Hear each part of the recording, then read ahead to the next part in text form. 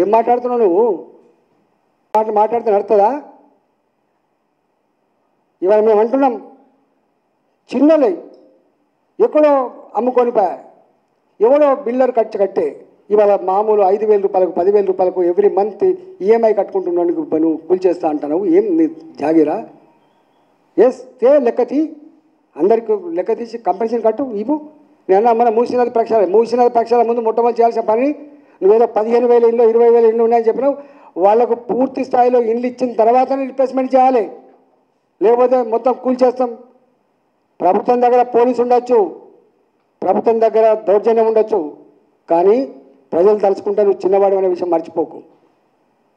నేను అంటున్నా, ఆ గవర్నమెంట్లో ఇవాళ సీనియర్ మంత్రులు ఉన్నారు, మరి ఆ ప్రభుత్వంలో ఆ పార్టీలో కార్యకర్తలు నాయకున్నారు, వాళ్ళకు కూడా అర్థమవుతుంది.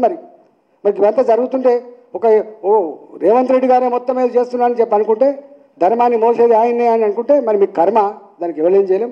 కానీ నేను 4 డిమాండ్ చేస్తున్నా. పేదల ఇళ్లను కూల్చివేస్తే ఖబర్దారని చెప్పి హెచ్చరిస్తున్నా. ఎవరి ఇల్లు కూల్చేయడానికి ప్రయత్నం చేసినా మొట్టమొదటిగా వాళ్ళకి నోటీసులు ఇవ్వాలి, వాళ్ళకి టైం ఇవ్వాలి, చట్టబద్ధంగా చేసుకోవాలి తప్ప ఇంకా చేయదు. 1,00,000 కోట్ల అప్పిచ్చిన బ్యాంకు కూడా వాడు దివాళి తీసి ఎగబెడతా అంటే దానికి ఒక ప్రాసెస్ ఉంటుంది, ఒక 6 నెలల ప్రాసెస్, ఏడాది ప్రాసెస్ ఉంటుంది. ఉరి శిక్ష పడడం కూడా చివరి కోరిక ఉంటుంది. అవి జరగకుండా కనుక చేస్తే మంచిది కాదు. తప్పకుండా భారతీయ జనతా పార్టీ కోర్టు మెట్లెక్కుతుంది, కోర్టులో న్యాయం కోరుతుంది.